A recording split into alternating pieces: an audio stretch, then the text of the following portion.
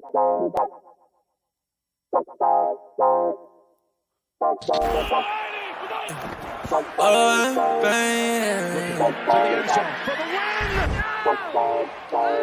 what the fuck? Whoa! Yeah.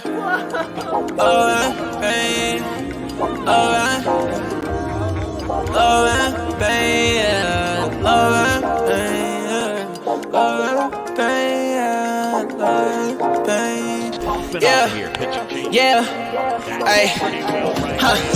I just wanna touch the top. Baby said that she in love and she don't love a lie. Been chillin' with all the bros, I've been above the spot. Shawty said that things change, well it does a lot. Hey, watching out the payment, man, the sun is high. Yeah, lost inside the heart, but it's emerging right. I've been out the way and I'm good. I can find my home. Everything I said it was is not. Yeah, Jamaica, how you layin'? Yeah, you ain't say none, what you saying, baby? I lost you, but who's paying? Don't know why you hit my phone, why you playing? Yeah, I can't handle love without the trusting. Yeah, I can see the top, I wanna touch it. Yeah, we been getting money, no discussion. Now I don't let it top, and shorty always get the fussy. Yeah, hey, I like to cruise on it. Say she like the way I sound and how I groove on them. I been steady dodging bullets, how I move on them. But he talking out his neck and not a crew on them. Yeah, and I'm sliding. Shawty like the vibe, don't want the ride to end. Yeah, right. To the nice end, yeah. To the nice end. I can always keep the cool, I'm never fighting. Man, I love was all the cake without the icing. Now I found new love, different pricing. And it won't cost my soul, no devices. Yeah, I ain't got a plan for it, I'm the man for it. Still a Brody couldn't stand for it's very important. I've been off the edge, I've been feeling the wind blowing. I can lose my head and my heart, but they been gone. I just hit the edge of stairs when it's dead time. I just lost promises, I regret mine. I just get a lot of love on the west side. I'm the GOAT, but I would never be the best guy. You might take me out of business like I'm Best Buy. Talk about the GUTTER, maybe soon, I know that's right. Yeah. Talk about the GUTTER, maybe soon, I know that's right. Thinking about the future, looking good, and it's the best side. I remember. Well, what's going on, everybody? Welcome back to Ride the Tide Sports Podcast. My name is Tyco. I'm with McDilly today. It's Season 3, Episode 14. We got an NFL Week 3 review, Monday Night Football between the New York Giants and the Dallas Cowboys, and a college football Week 4 looking back at what took place this weekend in football. So with that being said, Dylan, two-man pod is what it looks like right now. The other Yes, sir. I'm trying to bring the energy for the two other people that aren't here. And I think I appreciate that very much. So with that being said, we'll get into the football. And I think it won't be like too big of a blowout. Barkley down the sideline. Saquon Barkley. You don't fuck with Aaron. Some teams, it doesn't matter. I think it's going to be a very mucky dub. And it's going to get ugly. They have the chance to lose themselves a game with pride. Diggs! Sideline! Touchdown! Unbelievable!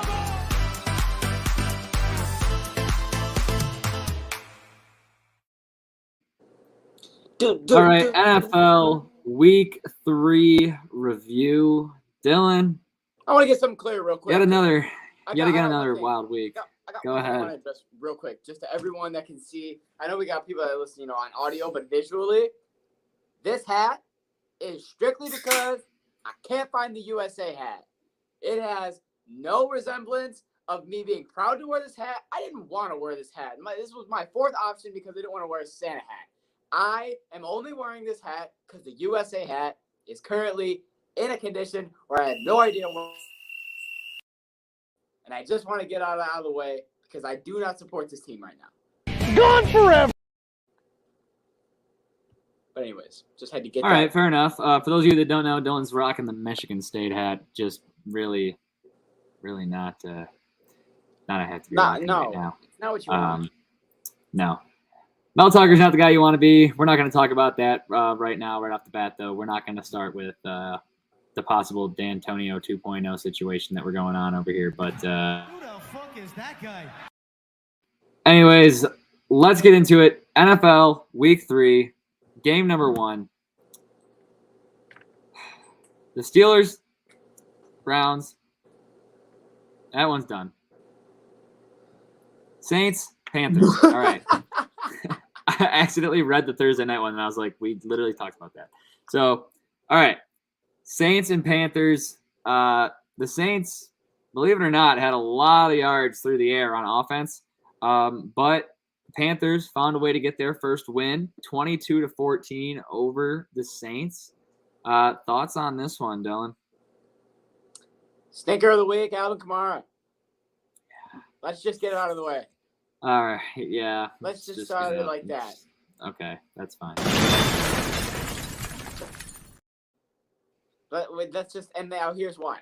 So you might be asking yourself, he had 60 yards. He had, that's not too bad, right? And then you go over to the passing side. Oh, wait.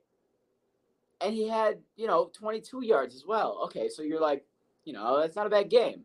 Well, here's why they cost him the game. When there's only 14 points on the offensive side, and Jameis Broken Back Winston has 353 fucking passing yards somehow with a tutty and 2 interceptions. The only reason that tutty was pulled off was because Callaway made a one-handed snag for no fucking reason. But with that being said, there's one touchdown game, right? And there's one touchdown that cost him that game.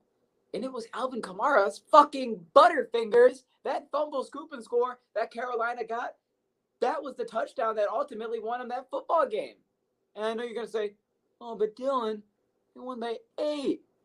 That's 7 points right there that if you subtracted from the board, a field goal would have taken easily the opportunities they were betting. But the problem is they were immediately down 22-7 off ribs after that play.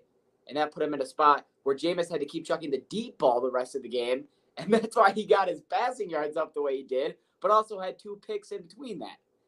So, Jameis is going to be Jameis, but Alvin Kamara, stinker of the week. But I will say this about Carolina before, I would Tyler give his little take.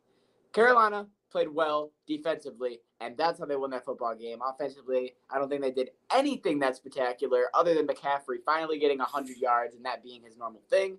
But defensively, I think is what won in that football game.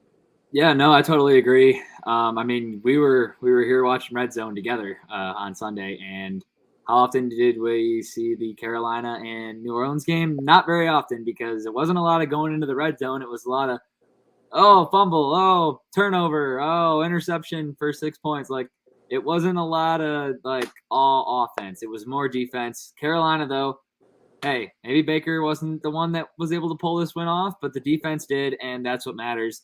They get the win, and they don't ask how, they ask how many. Next game up, Texans and Bears. The Texans fall to 0-2-1. Bears advance to 2-1, winning this game 23-20. I was really pulling for some Davis Mills here. Yeah, we were pissed. I'll just let you guys know. Man, Justin Fields' legs. He was moving them. That boy was running. And, dude, I'm getting so mad on the Bears. Why are the Bears 2-1? Every Bears fan is Roquan Smith, also a huge difference maker in this one. Okay, I will say that Roquan Smith play that sealed the game. Mm-hmm. That was that was the winner, and I will give 100% credit to him. But after he sat out, I want to address something, and I already haven't even said this to you, but I'm just Jesus. Knowing you, I know that you're going to agree with me. Yeah, so, give it to me. Everybody on Twitter that I've seen that's a Bears fan and on social media has been saying, when they let Fields cook, we win. Just let Fields cook. And they're mad at the head coach, and they boot him off the field at the end of halftime because they weren't letting Fields cook, as they say. Well, this is Fields cooking, okay? This is him cooking, as you Bears fans say. 8 for 17, 106 yards, and 2 interceptions. That was letting him cook, and you got the win. So let me ask you this.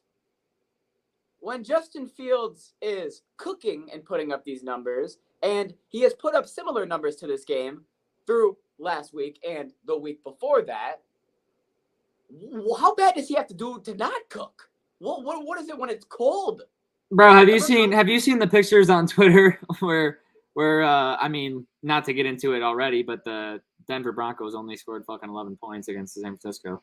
And granted, they won, but the pictures that people post about Russell Wilson when it's like, how everyone says, let Russ cook, and they've been saying it for forever. Well, now the whole let Russ cook thing is a joke because he has no points at all this year, and people are putting like cheese, a hot dog, and some milk in a bowl, and that's let Russ cook.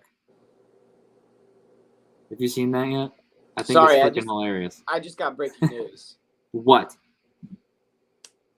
Also, don't you dare completely ignore everything that I just said, or I might kill you. I will not ignore everything that you just said. That's fine. I heard what you said, but I just got a breaking news update, and it was so wild that I had to read it because it was a paragraph from Shefty. So this is what Adam Schefter just tweeted. With Hurricane Ian looming, the Tampa Bay Buccaneers have officially evacuated Tampa Bay and are leaving on Tuesday. Or it says some have left today and the rest are leaving Tuesday afternoon and will spend the week practicing at the Miami Dolphins training facility. The NFL will continue to monitor the situation on the Bucs chief. The NFL will monitor the situation on whether or not the Bucs and Chiefs can play in Tampa on Sunday night. So Sunday Night Football is currently in jeopardy with a hurricane looming. Gone forever, Aaron Hernandez. Wow. Well, yeah, that's not what we want. Hey, we don't maybe the stadium. Maybe the stadium will be there on Sunday. Maybe it won't. Yeah. What? We might have football on Sunday. We might not have a town on Sunday. We're not sure. Jesus, so that was what caught my Wow. attention, Tyler. But anyways, I will get back to Fair what enough. you're saying, and I will say that I agree with your point. Yeah, I mean, have you seen that shit where they're like, let Russ cook, and they're throwing Yes. fucking a hot dog and some milk? It's like Russ ain't cooking nothing. It was the same thing when it used to be let Zeke eat, and now what he's doing now, and he's not eating. Oh yeah. So Eating. I mean, here's my thing though. I wasn't high on Fields last year. This year, his O-line isn't that good, but he has pieces like the other St. Brown brother, Darnell Mooney. Darnell Mooney ain't been a receiver. And let me just say, speaking fantasy-wise, his ass getting cut this week. Waiver wire. Believe that shit. Waiver wire. Now it's important. It is done. Now it matters. Done, okay? He's getting cut from the squad. So I just want to say right now, it's not like he doesn't have weapons, but they only play the run game. And his biggest weapon they've been utilizing right now, other than St. Brown, is Cole Kmet. And I just think that's a joke.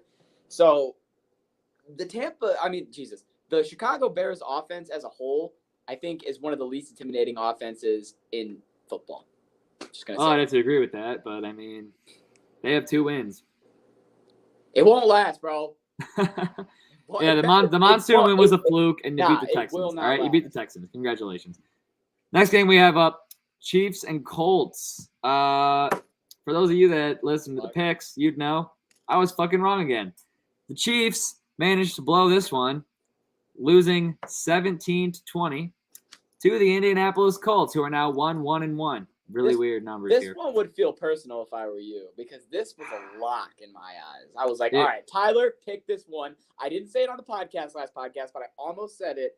Tyler picked this one because it was a safe pick. And my way of saying that is I said, do you even get money off winning this game?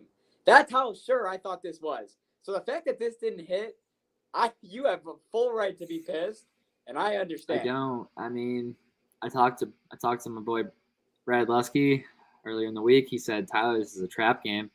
I said, no, it's not. He said, believe in the trap. I said, it's not a fucking trap game. You're being ridiculous. And then it was a trap game with a backdoor cover.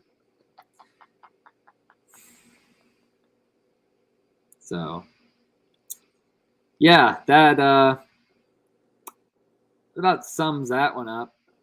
But I will say this.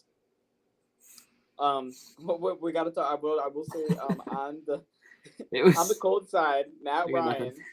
Now, although he didn't do anything too spectacular, he led another game-winning drive, and it is nice to see Matt Ryan on the comeback side of things and not blowing a lead for one.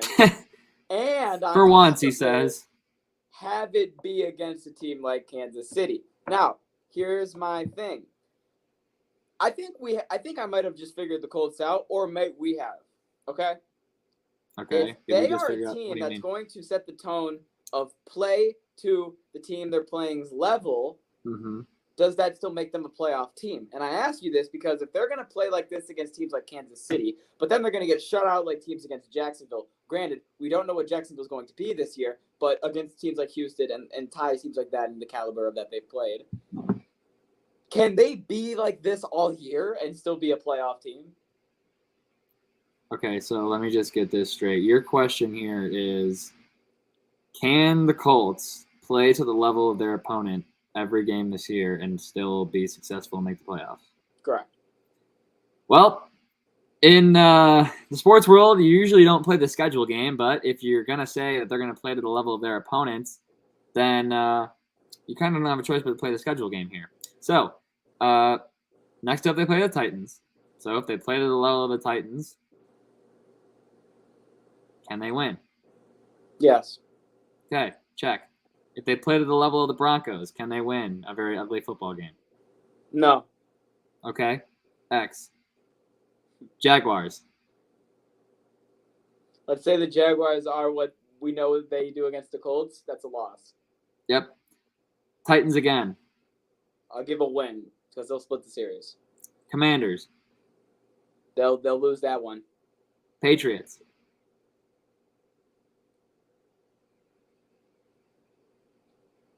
It's winnable. Let's say they win that one. Raiders. They could win that one too. They'll win that one too then, yeah. Eagles. They'll win that one. They win that one. Yep. Steelers. Yeah, that's a They'll loss. lose that one. Cowboys. Depending on who the quarterback is and the injury situations. Let's say Dak's back and they win that one. Okay. Vikings. They win that one too. Well, no, they win that one. They got Jefferson, Thielen, Dalvin Cook. I don't know. Times to be determined. Oh, shit. If it's not on primetime, which it probably Okay. All right. Next. If it is on primetime, win. Chargers.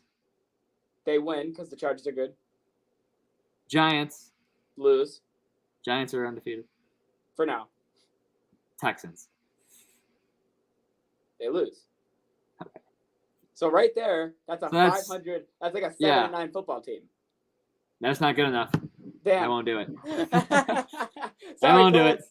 Sorry, Colts. Played the schedule game. You guys didn't make it. We answered your question right there. All you Colts. If they play to the level of their opponent every single week, the same exact level, and match it. If any Colts fan out there was wondering if they played to their level, what they would finish, you're looking at about 7-9. That's not good enough. Yeah. But let's be honest, if you match the level of your opponent every single week, you're probably going 500. Those are 50-50 games every time, most likely. But next up, we have the Bills and the Dolphins game. Do you think they go the 20-0? Man, give me the Buffalo Bills perfect fucking season 2022. It ain't 1972, it's 2022. Give me another perfect season. Give me the Buffalo Bills. You heard it right here. There ain't a team that's going to beat them offensively or defensively. Lower. Blocked by Armstead. To the end zone. Caught for the touchdown. A second consecutive week. River Craycraft off the practice squad and a laser thrown by Tua. Bunk it. That's Tyreek Hill. Blocked by Ingold. Downfield. There's Hill. To the Conk it. First and 10 with the high snap. Blocked by Smythe. Going deep. He's got him. Waddle. I don't see them winning this game for the simple fact that I need to see Tua give me another game where I'm like, okay, he really is that guy. They need the 30. Time. Deep. Oh, he's got Waddle! Inside the 10! To the 7. Allen. Up. Grabbed. Gets away! Oh my goodness, how did he escape? It goes off to McKenzie. He'll drive and dance. The clock continues to tick. He picks up 11. Miami is won! Zeros on the clock. You forgot that. You forgot to show Josh Allen throwing for 400 passing yards. I didn't see a single clip of that. But okay. Yeah, there's a reason. Because they didn't come out on top. You got to come out on top to be on the winning side of things. Tua threw for what, 170 yards? It doesn't matter. Tua got the win. CTE, Tua was on the winning side of things, and Tua is currently on an undefeated football team. Unlike Josh Allen, Mr. Bills undefeated. I knew that was going to be a very short-lasted thing. I didn't think I didn't really know the Bills were going to lose to the Dolphins, and it would be like that quick. But I knew that video was coming eventually. I mean, the only thing I can. But it was a good shout out- football game. The only but thing 100 I- degrees is. The only thing I can what shout the out is problem was. Miami's defense. It was clams, bro. It was. I mean, it was. They had Josh some big threw- plays they let up, but overall, Josh threw for 400 passing yards, but at the same time, he threw the ball 63 times. So, you know, 125 and Tua. We trust. All hail King Tua. it's okay. Yes, sir. Only 11 fantasy points, but he won the game. 11 fantasy points because he's not that good. He only had 185 yards, and he's not that good. Well, he almost died at halftime, okay? Okay. He almost died, and then he I came will back admit- and threw dimes to Waddle to fucking go down the field and then end up handing the ball to Edmonds to get the final nail in the coffin to win the game. Plus, there was a butt punt in this game. First ever butt punt. Yes, We had a and couple when of Tua firsts, went down, or I will actually a admit, first and a even second I was Sunday. scared because Tua went down, and I don't think Tua should have went in. I don't know who the fuck even let him back in. I'm gonna be honest with you. Yeah, but I'm happy they did because I was shitting bricks. Stack was QB1, 2 was QB2. I almost lost them both. I don't think he's gonna play next week, Ty, bro. He was. Yeah, well, we're already looking at waiver wire, so you know, I'm out here pulling. But Catch me fooling around next give him week. credit for finishing the fucking game. I will give him fucking props for that because Yeah, I definitely. wouldn't have finished that fucking game. But he was throwing dimes after, so they were like, all right, He threw 4 falsify. dimes. We're gonna falsify these 4 papers. dimes. We're gonna get you in, and you're playing next week. We have no problems here. Yeah, So the it's gonna be problem is completely that fine. Tua doesn't have a lot of time to rest because he's got to go back on the field Thursday night. So that's Well, a problem for him. we don't but trust I- the backup. I'll In just Tua, say we this. trust. Do I think that this tampers anything on the Bills' season or derails it? No. Do I think Miami's still probably going to have a really good season? Yes. Do I think that they're going to meet again later in the season and that's going to be an even better game? Yes. Probably. I think this is just going to set up more higher stakes for the next game when they meet once again later in the season because they're in the same division. So I like that. I think those two are going to battle at the top of the division this year, and I'm excited to watch that. What? I knew you were doing something. You were focusing too hard on something else. Oops. Okay. All right. Next game we have up. The Lions and the Vikings. Fuck. Mm-hmm. So, first half. No. Rewind. First quarter went real well. Yep. First quarter went real well. 14-0. You'll feel pretty well about yourself sitting at 14-0. The problem is, and I just want to say this, the whole first half, playing the game of watching Tracy Walker get hurt and then watching Swift limp and then come back on and then watching Oh my God, Tracy Walker's out for this season too. And watching all 3 of those players limp and continue to come back and forth and just play with our emotions, that wasn't fun. But also to their credit, big shout out to Jamal Williams with a fucking game of his Lions career so far with 87 yards, 2 touchdowns, and the best celebration we've seen all year. We got an extra flag for giving him an extra hump, and I mean you can't be mad at that. Hey, 1 extra pump, man. Key and Peele knew that'll do it. He had to do it, and then that 4th and final pump. The second half came, and then Tyler, you can tell the people what happened second half.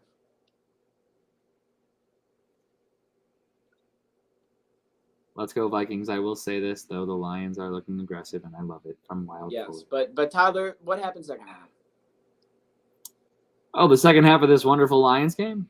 Yes, tell the people. Oh well, in the second half of this wonderful Lions game, well, we proceeded to blow it. And how did we blow it? Oh, we blew it right out our ass, Dylan. That's where we blew it. Because this man, I can't do it, Dylan. I can't talk about it. I'm going to start yelling. I'll take over. Can't. So, this man, what he's trying to say, this man, Dan Campbell, had the approach early to say, hey, 4th downs, Madden, we don't punt. And it started off well first half when we went 3 for 3. Then in the second half, we went, was it 2 for 4 or 1 for 3? I believe it was 1 for 3 in the We went second half. 1 for 3 on fourth down to the second And half. they were questionable decisions, Mr. Dan. Yes. And then that field goal in the last one, you should have punted that. Yes, you should have. Or you should have went for it because Lord knows you want to go for it. So don't know why you try to kick it because you don't have Justin Tucker. You know, why are you trying to kick that? I don't know. Also, what are we doing on defense at the end of the game? Why is this man running a freaking post corner route to the end zone and not a single man is covering him because cornerback thought he had safety help. Safety helps over the middle, and there's no one in the corner of the end zone. You know, there's a reason why this is the first time in his career that he's finished with over 100 yards because KJ Osborne is not him. No, He made him. he became him, and he is a Michigan man. He is from Michigan. And who is it thrown by? Fucking the Michigan State man. Just fuck us. Kirk motherfucking Cousins. Michigan comes back to bite you, huh? How about that, Adam? Like I All told Tyler the second this game was over, this felt like a Lions game. Yeah, it felt like a Lions game. Back to normal. Lions I know and hate. All right, next game up, Ravens and Patriots. Lamar Jackson, my personal player of the week for this. I mean, it sucks because he was playing against me, but this man, Lamar Jackson, just turned Player of the week up. So Lamar Jackson, my player of the week, winning 37-26 against the Patriots, and we also lost Mac Jones in this game to a high ankle sprain, so he'll be out when we play the Lions. But Ravens 37-26, Lamar Jackson, my player of the week.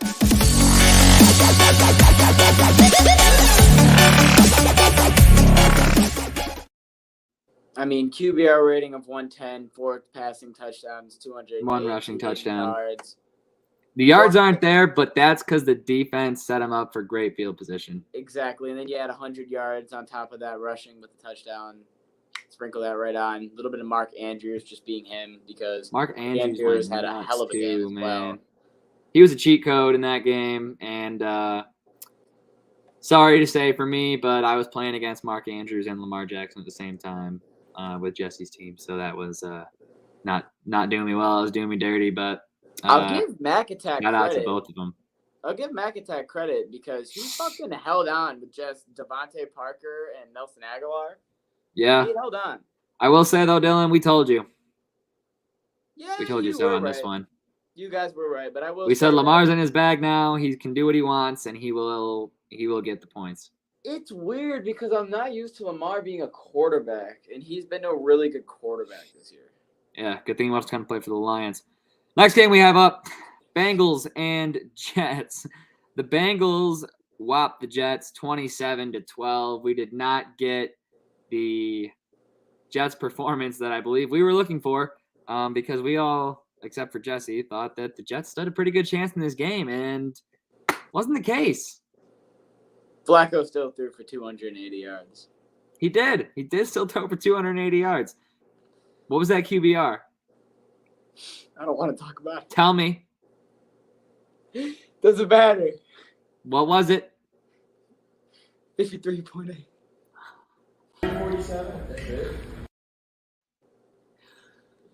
53 point. Who the fuck is that guy? Bro, forget about the yards, Dylan. Forget about the yards. 53 points. That's why you don't do drugs, kids. Oh, no, Joe. Fuck. You just All the way outside of his bag. No. The whole game plan. Everything we talked about. Week 1, week 2, week 3. It's all out the fucking window. It doesn't mean anything. Gone forever, Aaron Hernandez. Oh no, Zach's gonna come back in and Robert Saleh's immediately gonna give him his job back and he's gonna come back in and throw 100 yards and 3 interceptions because the Jets. Yeah, that's what I'm thinking. I'm off the train. I'm off the bandwagon. Sorry, Jets. I love you. Jets. No, it's Stej. I am off. No way. No, Jose. I can't fuck with it. Sorry, just not me. Oh, God, it's all down the drain. Sorry, I just had a breakdown. All 3 weeks of progress. Nothing. Just nothing. Fuck. Yeah, so that Joe Flacco, Joe the Pro take. You need to put that in a briefcase and walk up out of here. Yeah.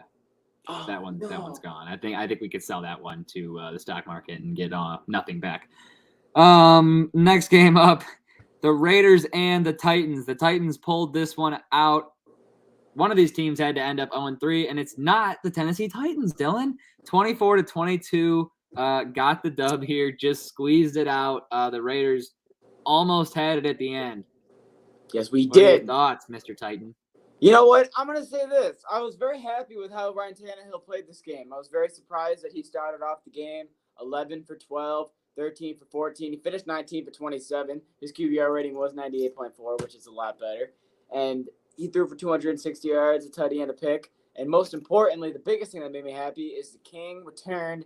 I told you, Derrick Henry, this was the week. This was the final week that Derrick Henry had to come alive, or else people were going to start getting severely worried. And by people, I mean me included. And he came out and he showed out 20 rushing attempts for 85 yards for the touchdown. And then on the receiving side, he caught 4 passes for 85 yards on top of it, or 5 receptions for 58 yards on top of it, Jesus. But the important part is that he had back over 100 total yards of scrimmage and a touchdown. The King is back. Tannehill realized that, oh shit, my job really is about to be took like today, so I got to start balling out. He did. The Raiders continue to do what the Raiders do, and that's put up decent numbers. This is how all 3 games have gone. Ready? They put up decent numbers. They make you watch the whole game, and they lose. What am I trying to say? The Raiders are the Baltimore Orioles. Jesse, you have a type, whether you like it or not. Are they not the Lions? No, the difference between us and them is that we have been continuously bad forever. Yeah, but they're kind of just doing what we do. That sounds like what we do. They make you watch the whole game. They keep it, within a score, and then they blow it. That's us. That's our lives. Yeah, but we had Matthew Stafford. They didn't. Yeah, we blew that too. Look at that. Next game up, Eagles and Commanders. This is me and Dylan agreed, America's stinker of the week.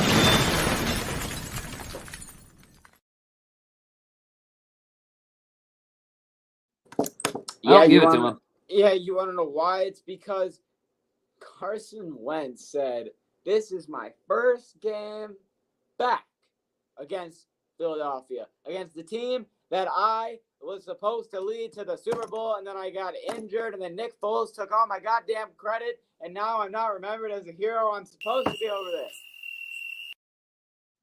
And he comes back in, and he gets absolutely shit-fucked.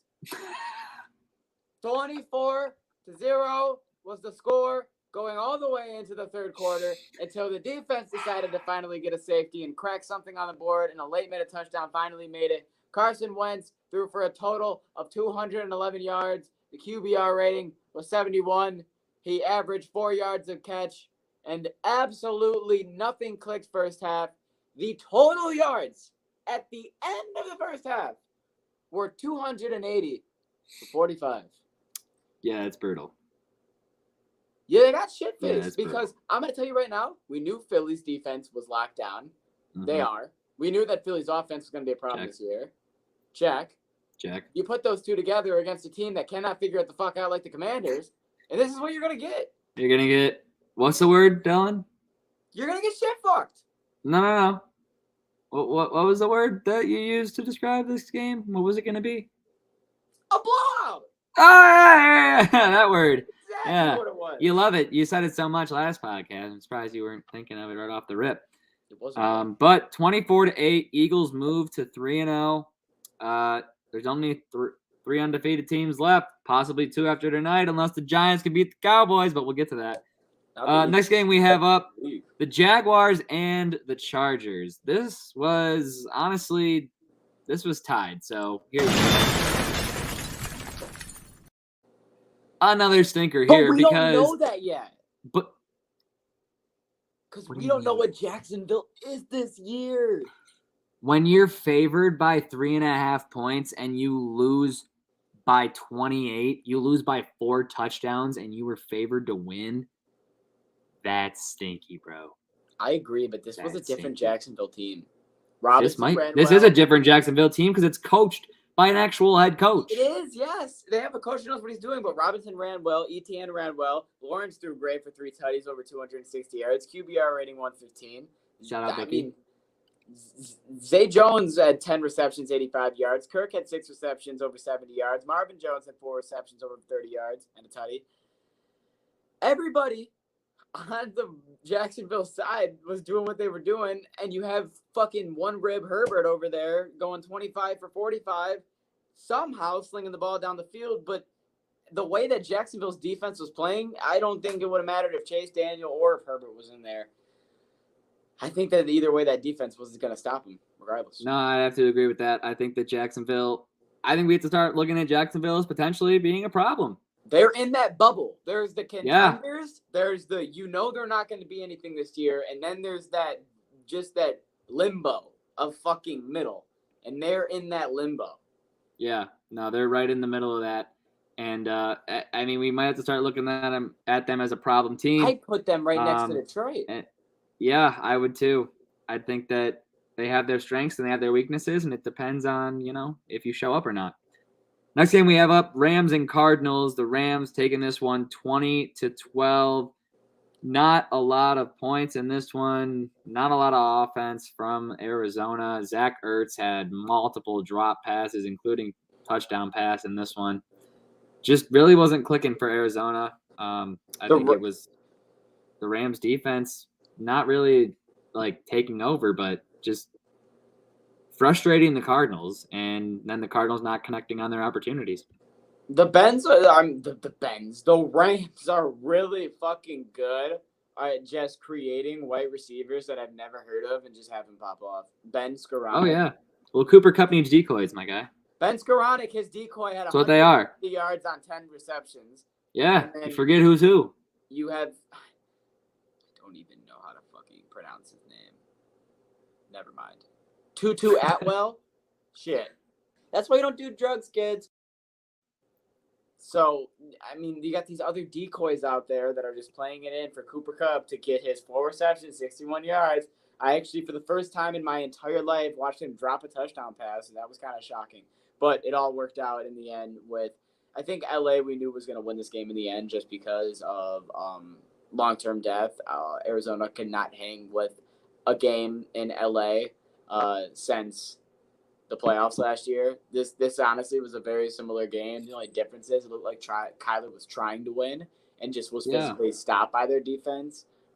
This time, other than throwing the fucking towel in.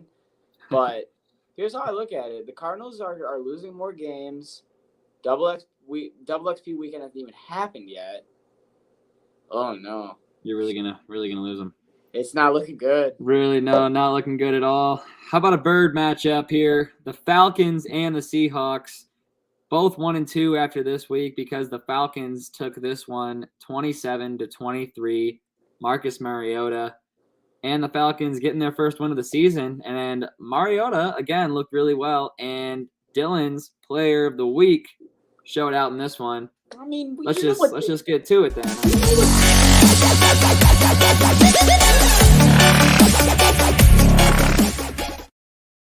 Let's not act like they were the Falcons last year, okay?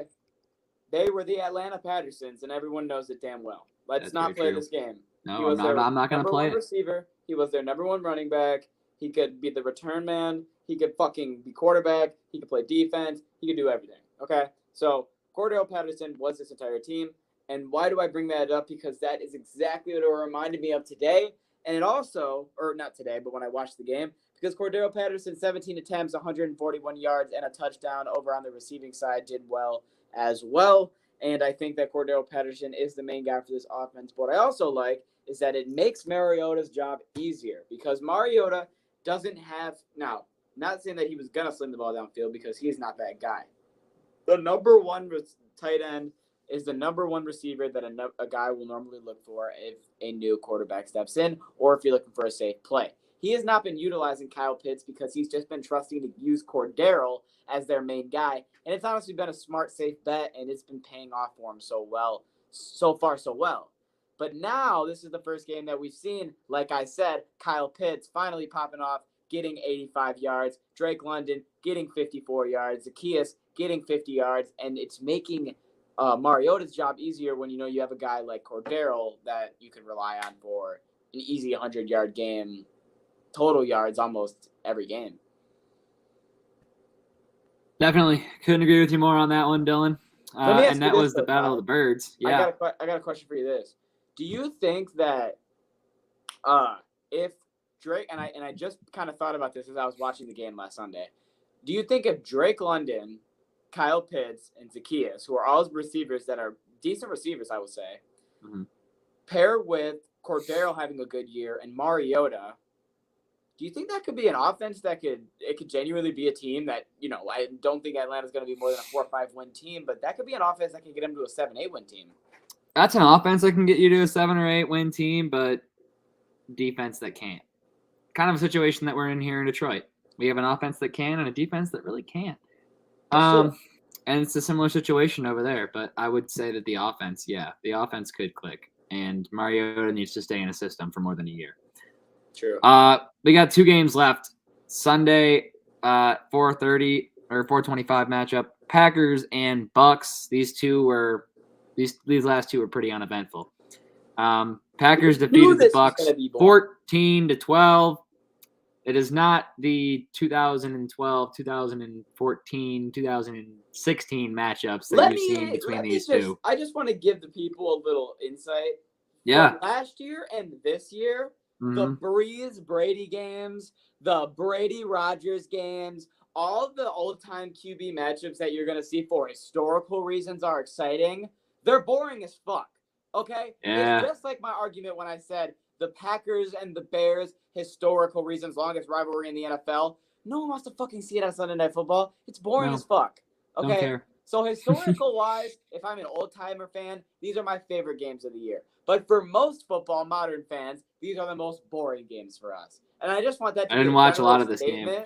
I just want it to be a general statement because it happened last year and it's been happening so far this year. And I think that's probably not going to stop. No, I think I agree completely with you, Dylan. And like I said, the final score was 14-12, even though they made it a nail-biter at the end. Every time, and I don't know if this is true for you, but watching Red Zone, I felt like every time I looked at the TV, Green Bay had the ball. Tampa pretty much seemed like they were never on offense. Yeah, but then Green Bay was never really scoring, so I was like, what is going on in that game? No, it was always just like 3rd down and 3 or a second and short, and it was always Green Bay ball. And anytime I would look and Tampa did have the ball, it was a 3rd and long and they were punting. And I was like, what the fuck? Yeah, so it was all bad. But it didn't get much better because you move on to Sunday Night Football and you have the 49ers and the Broncos. What a shit show. 11-10 was the final score in this one. The Broncos took the win 11-10. What's great now, is that game. How in the world did you possibly get to 11, you might ask? Well, there was a safety. Oh, the defense must have, tackled him in the end zone, right? You'd assume. You would think that's what happened. Fucking hell. But no, that is not what happened. Instead, something else happened. Dan Orlovsky is free. He tweeted last night, I've never been happier. Freedom! Because he is now not the only one to step out of the end zone and get a safety. He is now joined by 49ers quarterback Jimmy Garoppolo. Dan, you are not free because Jimmy stepped out with 1 foot. You ran 12 fucking steps. That's bullshit. The premise is the same, but I'm just saying, that shit we are not letting you forget that. That was way worse. You ran a whole play option read. in the entire back of the end zone. Jimmy took a step. So you are free in not being the only one, but you are not at all free in terms of that many E's and that many caps, okay? And I loved you, Dan, and I still do on ESPN. Dylan, you know how rare it is for this to happen? You got to stop pooping on Dan. You're the reason that Dan tweeted that because people won't stop giving him shit, all right? So you're the part of the problem. I'm sorry, dude. Immediately, Dan's like, yes, I'm finally not the only person. Dylan's like, yeah, well, yours was fucking way worse. You fucking did all this and that. And you're the problem, Dylan. You're the problem. But let's get back to the game. Dan Orlovsky is not playing in this football game. He's commentating on ESPN in the morning, all right? Russell Wilson on the fucking mic. Still looking like poop. The only thing that's getting Denver these wins so far is their defense because there is no offense in Denver. And Shannon Sharp even tweeted at Jerry Jeudy and said, this man's running all these routes in the offseason, but he can't catch an effing pass. And Jerry Jeudy just told him he's got stank breath.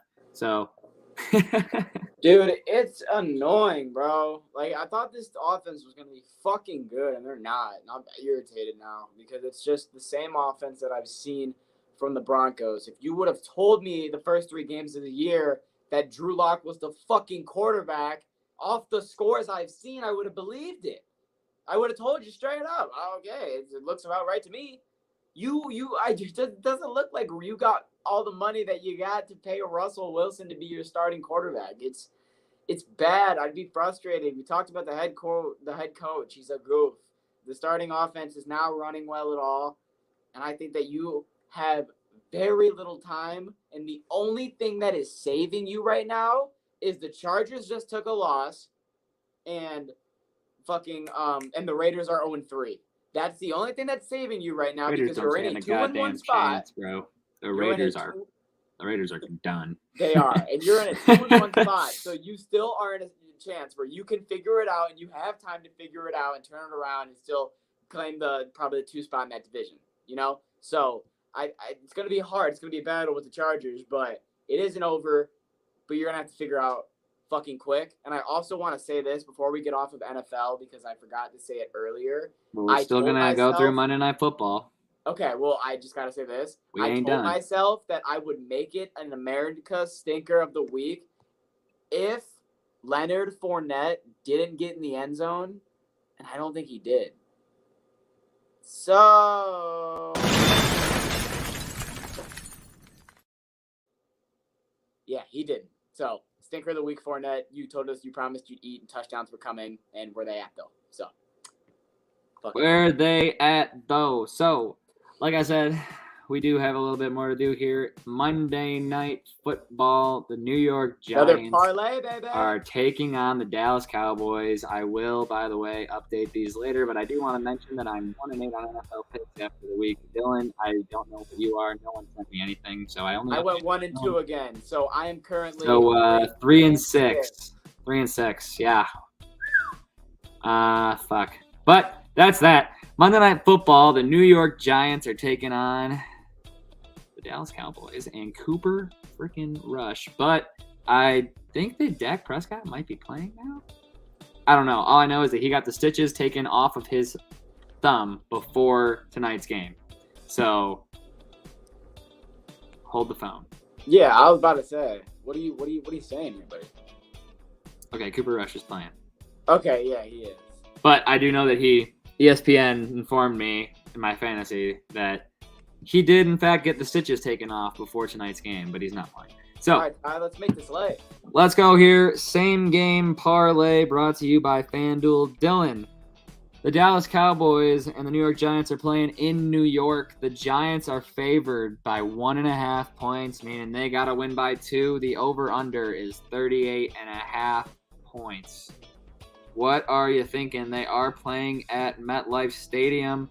If I go to New York for you, I'll get you a weather report. It is a beautiful 70 degrees and cloudy. I think the weather's going to be nice. I think it's going to be a good night, but I'm thinking of 2 things, okay? I'm thinking of those defenses, right? I'm thinking of how high-powered those are, and then I'm thinking of Danny Dimes and Cooper Rush, and those are not 2 big, high-profile quarterbacks. So I feel like both of those are leaning me towards the under.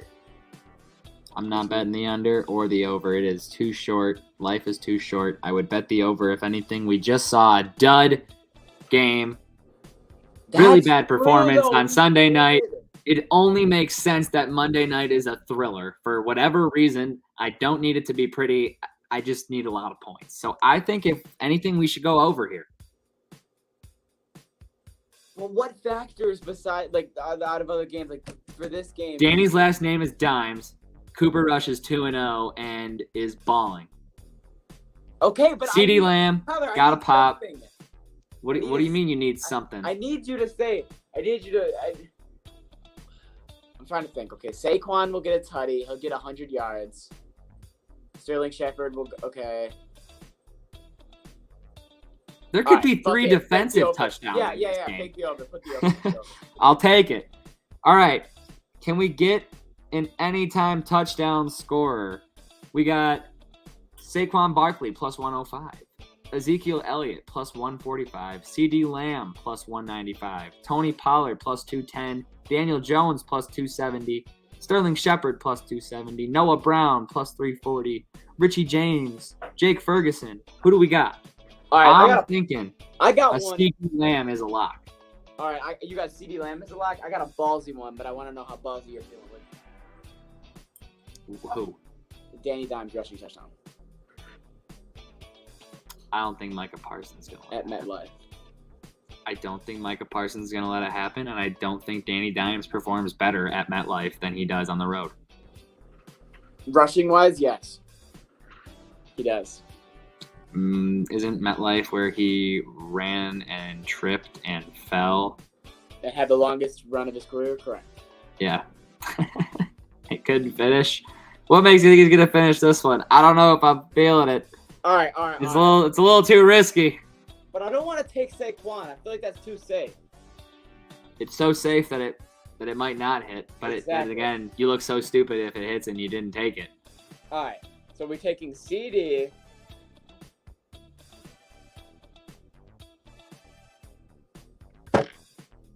Oh, fuck. I feel like then I would take. Maybe we just do CD and Saquon. All right. Yeah. All right. Let's close that out. Let's go to player passing yards. Let's go to Danny Dimes. Over under 202.5. He needs 203 passing yards to hit the over tonight. Yeah. Okay. Cooper Rush, 212 passing yards. Also, yeah. That's all right. Yeah. That's it. Yeah. 12 for Cooper. Sounds doable. Sounds doable. Let's go to receiving yards now for CeeDee Lamb. Have a touchdown scorer already for him. Do we think he goes over under 61.5 yards? I think he's got to have a big play in there somewhere, right? I would assume that he's having over. Okay, we're going to go with over. And then let's go to... Where is rushing? Give me player over rushing Saquon. yards. Saquon Barkley, 76.5. Over. We going over. Okay, so we're giving the Giants at least 300 yards of offense tonight. Bro, that's how we have to. It's over nation over here. So, if we take that, put it all together, we got the over 38.5 points. We got 2 touchdown scorers, CeeDee Lamb and Saquon Barkley. Daniel Jones over 202.5 passing yards. Cooper Rush over 212.5 passing yards. CeeDee Lamb over 61.5 receiving yards. Saquon Barkley over 76.5 rushing yards. Plus 3,686. Plug 25 in there. Take 921 to the bank tomorrow. Boom. So, that's what we got for you. Monday Night Football. That is the bets there. Next up, we have college football. Week 4. Look back. Picks not updated. But in case you cared, mine are updated. And I went 0-3 again. Man, I'm going to find out what I went as I'm talking because I don't remember. So as we go game by game, I'll let you know if that bitch hit or not. But what's the first game we got to look back on, Ty? Oh, Dylan, let me just pull that up really quick. You know what? Let me start it, please. Oh, no, please. You know what? Take me through the games. Oh, Be my guest. I appreciate it. Be my guest. I don't give a flying fluff. Well, the very first game we have up is a game that we didn't talk about, but I want to talk about because it's the first game that I stayed up to watch past 10 o'clock, that I wasn't mad that I wasted my goddamn time, because I watched USC? Oklahoma get upset by Kansas State, number 6 Oh, yeah. country, went down 41-34. How about them apples? Yeah. How about them apples? I saw those highlights on ESPN. I did not stay up and watch this one, but wow. Martinez, the quarterback, the second he had that I think it was a 60-yard run at the end of the game. Yeah. I realized, I was like, oh my God, this is game. I was like, they're showing that on ESPN. I'm like, did Oklahoma lose this game? Yeah. And they did lose the game. I was like, wow, not Oklahoma. So Oklahoma, but yeah. That was big. And I was not ready for that. But I think that the problem is Oklahoma has lesser caliber of a team where one loss, you're not getting into the playoffs this year. Sorry. Yeah. And strength of schedule as well does play a factor. Oh, 100%. The next game we got right here is the Michigan Wolverines, who did not have as easy of a game as we thought they would against Maryland. They did not. As they had to face adversity for the first time. They escaped with only a 7-point dub. Now, I will say that even though Blake Corum, who I will didn't cover the spread again. Blake Corum, running back, 243 yards, 2 touchdowns. Congratulations. You have a Kenneth Walker. We had one last year. Shit was fun. Enjoy him while you last. You'll feel real shitty next year when he's gone. But yeah, but how come they get like an Aiden Hutchinson and then they turn around and they have a Blake Corum, and it's like, well, we had one guy and we turn around and there's nothing. We got wide receivers that we don't throw to, waiting for it. No, I'm just gonna stop. But yeah, no, Michigan finally had to face some adversity, came away with the victory against Baby Tua. I know Big Tua got the dub, but Baby Tua did not.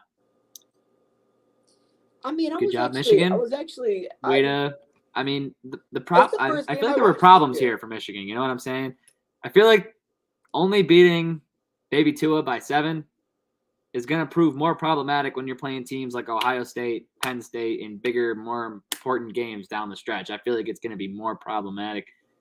I don't know. I feel like maybe it's just they were finally going up against a better team and had to adjust because they were getting used to kind of playing lesser opponents, but that could just be me. Yeah, that's very true, and I would have to agree. Everything with you say. This is the first game that I actually watched because I saw in the third quarter that it was finally a close game. Zach Fuller says, this game had me sweating, not going to lie, and I agree, Zach. All Michigan fans out there, you probably weren't the only one. I'm sure Luke was in that same boat. But for sure. The next game we got is a game that Tyler got the pick right in terms of the winner, but the spread didn't go the way that he wanted it to, and now I'm talking about the Washington State-Oregon game. Oregon won 44-41, but they did not cover the 6.5-point spread. But Bo Nix did pass for 426 yards and 3 touchdowns and had a hell of a game, and it was a hell of a game. It was a hell of a game, and there were a lot of times I jumped up and got excited while I was watching this game, and a lot of times I sat my ass right back down. And let's just say that's where I ended. So I ended with my ass on the couch instead of jumping up being happy. So, you know, it was a really good game. I do pick winners sometimes. Maybe I don't get the spread right every single time. Right now I'm looking really, really cold. But at the same time, I picked the winner. You know, feel good to pick a winner at least. You know, that's true. There's an upside to all my negativity in my bets so far. Right, 100%. And then I think this game not only was the most surprising, I would say, after looking at all the games at halftime, but definitely the most eye-opening first half-wise, and that was the Georgia game. And I actually want to point that out real quick because going into halftime, I was sitting here and I go, I'm sorry, I didn't even watch the Georgia game. You didn't? And there's probably good reason not to because it's Georgia against some no-name school, so help me. So let me fill you in real quick. At halftime, the score was only 22-13 against Kent State. Oh, shit. Then Kent State got a field goal, and it was only 22-16 with 2 minutes in the third quarter. Oh, my. So I'm sitting here watching this game going, Where was my Apple update for that, huh? That's a close wait a game. minute. And then, Georgia got a touchdown. Then they went into the fourth quarter. Kent State got a touchdown. Georgia got another touchdown at the end again. They ended up winning the game 39-22. So they won by 14 points at the end. All right, I had to stretch it out at the end, but it was still much closer than game. you would expect. Yeah, Yeah. the spread was probably like 28, 30 points or some shit. Hell yeah. Something ridiculous, but and it's not like hey, shout out Kent State, huh? Yeah. Yeah, way to stay in there. But are we worried for the number one team in the country? That's a worry? When Alabama came in to Vanderbilt and won 55-3, and I'm not even going to talk about that game because it's every Alabama game you've ever seen. Crickets. I won't even do the crickets. All right. That's how quiet it is. Quickly, we'll just shout out C.J. Stroud, 281 yards and 5 passing touchdowns as Ohio State dominated Wisconsin. Just say that real quick. And then we will get into the Clemson and Wake Forest. The Clemson Wake Forest game. Oh me, oh my. This might have been the game of the week. Clemson and Wake Forest in double overtime. Clemson won 51-45. This game was a nutbuster, man. This game was insane. DJ finally fucking proved a lot of people wrong and shut a lot of mouths DJ Uiagalelei. 5 touchdowns, 179.7 QBR rating, 371 total yards, 26 for 40, and he was slinging the ball all around the field. Obviously, Hartman on the other side of the field had 337 yards, going 20 for 29, and 6 passing touchdowns as they were just slinging back and forth, and it took it till double OT for Clemson to get the dub. This was a hell of a game. Ty? Well, I'll take your word for it. Didn't watch all of this game. Didn't get to see the whole thing, but got to see the ending of it, and it was wild. It was like that all game. It was quite literally. Just back and forth. Shootout. It was literally 20-14 going into halftime, and then it was like 28-25 type shit going into the fourth quarter, and then it was tied after the fourth. Like it was consistently back and forth. It's what you love to see, man. It was a great game, but I think that this helps Clemson turn a lot of heads because a lot of people were like, how are they still number 5 in the nation? Well, because if they need to, they can put up 51 points in a football game against a top 20 offense. So, yeah, no, they definitely could. And that's what you want to see if you're a Clemson fan. Hell yeah. Wake Forest, way to battle, eh? Way to battle. Yeah, you love to see that. All these schools just fucking battling. You love to see it. But now it's time to get into the other late game, and that was the game that I was going back and forth with, which was the boring 10 o'clock game that I normally get that makes me fall asleep in the third quarter, which I did with in the fourth quarter, the USC and Oregon State game. Hey, time out. Hold on. I was wrong on my pick again with USC because I had them -5.5. Picked another winner. Yes, the winners They won again. They still won. I still think they deserve their respect. They had a very shaky performance. However, they won. Their defense bailed them out. Their defense had 4 picks, and that was the only reason they won the game. Hey, wait. I have a fun fact about USC's defense, actually. USC is now tied for first in the nation with 14 total takeaways and is first in the outright in turnover margin with 3.5 and total interceptions with 11. It is the only defense in the country with double-digit picks, and it is also the only team left in the FBS without a turnover on offense. See, all those recruits that came in defensively, they're paying off now because that's just really good. Yeah. And the only team with 11 picks and the only offense that has yet to turn the ball over. Know what they're doing, which is very rare when it comes to Heisman candidates? They're allowing Caleb to have a bad game. He's allowed to only throw for 180 yards and a touchdown. You want to know why? Because my defense is going to come out there and get 4 picks. Yeah, we're fine. It's got to feel good, and you still escape. But if you're going out there and getting 4 picks, you should be able to freaking score enough points on offense to cover the goddamn spread. Yeah, but we don't have to get into that. It was a very ugly win. Yeah, it was ugly. That. But now the next game, I want to get USC. We ride. I'll buy a hat. Next game I want to get into is Go 4-0. I'll buy a hat. I will admit when I was wrong, and I was wrong. Texas A&M, Hooray. You needed your win, and you got your win. 20.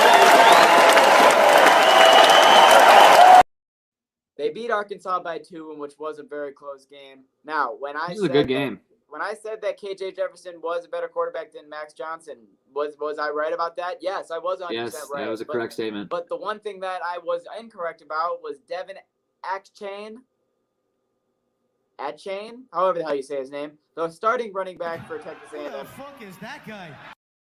Who had 160 yards and a touchdown and was the key to Texas A&M winning that football game. Just another 5-star recruit, baby. Tyler, speak for Luke. What would Luke say right now? If I said, Luke, how do you feel? Texas A&M, they got the win. You were right. 47. That's good. A wink. I agree. But he'd give you one of these. Dylan, you were wrong. I was always right. I've always been right. I don't know why you doubt me. I told you what Texas A&M was going to do, and they went in there, and they fucking did it, Dylan. They did it. They did. So don't ever doubt Texas A&M. They didn't get the game winner, though. That's my Luke impression. Yeah, that's what I'm thinking. That was pretty good. I would have just said something like, I didn't want to go full in depth. I would have want to me get to some say? glasses and stuff. Wait, what game are we talking about? Give me the Hawks. I'm taking the Heat. So give me the Heat, yeah. Give me the Heat. Okay, the next game we got is where I was correct, and that was Tennessee beat Florida 38-3, and Tennessee And Florida covered the spread. The games I don't bet, but I pick are right. So if you go to the games that I pick, but don't bet, you'll make some money. But I will say this, Anthony. Dylan, I want you to know I was literally right on every single game that I predicted that I did not bet on. But all the ones that I bet on that chose for my picks were wrong. That's bullshit. I'd be pissed. That's not okay. Everything else goes my way except for the ones that I decided to bet. Yeah, I'd be pissed. That's just not okay. That's why it's a rough life out here, and I'm upset with my numbers. But my numbers don't reflect what I really know about sports. Exactly. But I got to give a shout out to Anthony Richardson because I originally was shouting out that he wasn't throwing the ball and he was only running the ball, and then he came out and threw 453 passing yards and kind of told me to shut the fuck up.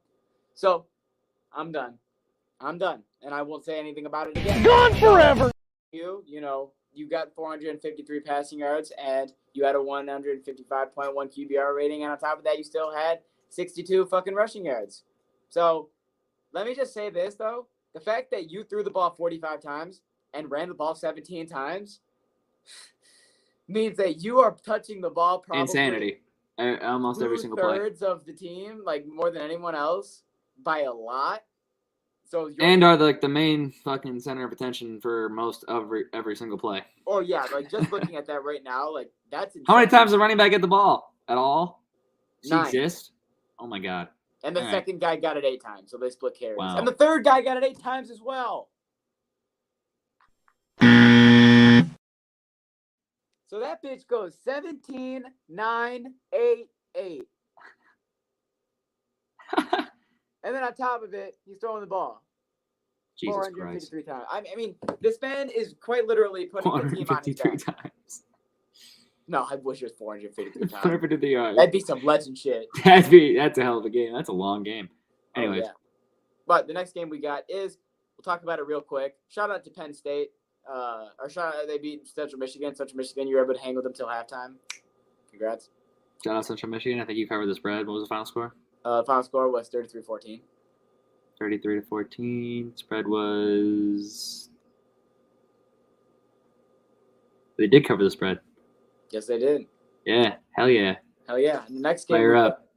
Fire up, Jim. Plus Southern Alabama. Next game we got is Texas Tech upsets number 22 ranked Texas on a game winner in overtime, 37-34. And this was another really high scoring game, really high powered game you love to see when the Tech versus the regular team, or the State versus regular team, is always going to be a good matchup. And especially this time with Texas Tech, who actually has a really high powered offense that no one's really been talking about, with very low key with Donovan Smith and with Shedrick Thompson. I think that Texas Tech's offense has been really low key in every game that they've played, and they have a really high scoring offense. And their defense helped step up, and they were able to beat Texas today. So big shout out to Texas Tech. Definitely. Huge shout out to Texas Tech. I have no idea. No, didn't watch a lick of it. The way you went mute, I had a feeling. Not a lick. I'm like, this kid watched more college football than I did on Saturday, that's for sure. We got 2 more games, and All I'm right. only talking about this game. Fire away. I'm only talking about this game because Jesse brought it up. It's the basketball game, and that's Duke and Kansas. Yeah, and Kansas won 35-27. Oh! So shout out to Kansas, and that's all. Oh, it was a pretty close game. And now we will end the podcast. Was that the score after the first quarter? And now, Tyler Domzalski, Yes, sir. we will end the podcast with the funeral of the Yes. Michigan State Spartans. Yes, let's do it. 2022 football season, because I'm telling you right now, close the coffin, throw some dirt on us. It's over. 34-7 to Minnesota, and it was brutal. It's sad, and honestly, I'm gonna take this moment to bow my head because it's a damn shame. What could have been, what should have been, and then what once was a great transfer portal move now may have looked like Mel dove into a transfer portal and got a bunch of kids that hate each other because they're playing like they don't even know what football is, or that they don't even like each other, and that's why they can't get along and decide to do things together. But this is how we lay them to rest. You know it's bad when Noah Kim is going into quarterback at 92 yards and 2 touchdowns and does better than Shane Thorne. Peyton Thorne. Fuller says, Michigan State, you were the chosen one. It was said you would beat the unranked teams, not join them. You know what, Fuller? I agree. You're right. One thing I will say right now is that us Michigan State fans, we have enough self-awareness to look around and say, no Kenneth Walker? Shit, we suck. So we're going to crawl back into our rabbit hole. And by our rabbit hole, I mean when Ann Arbor comes, the neutral Ride the Tide t-shirts that may or may not be coming out on the way. Stay tuned for that. Oh, yeah, may or not be making will not have to be worn, because if you think I'm wearing a hat like this in Ann Arbor, you're fucking funny. Yeah. That'd be a joke. Not gonna happen. But now, with that vibe all the way out, you know what that means. It's time for me to fill you in on what you need to know. October 1st. Yes! It's fucking 5 days away, 6 days away. This Saturday, Grand Valley. We are going to be there. The tailgate's going to be live. It should be the Wanderer, Tyco, McDilly, and Snoop. Should have all 4 of us. I'm sure Nikki will be there as well. And all of you should fucking come out. It will be bumping. We should have all t-shirts in for the Ride the Tide tailgates and the regular Ride the Tide t-shirts for you guys in large and extra large. If you guys want to see us next, that will be on Wednesday for another Low Tide episode with me and Jesse. Again, next Friday, that's when you will have the regular podcast when we cover all of the football. If you want to see us on the Twitter, that's at Ride the Tide 586. I appreciate you guys for watching us. I am Nick Dilly. You all have a wonderful night. Peace!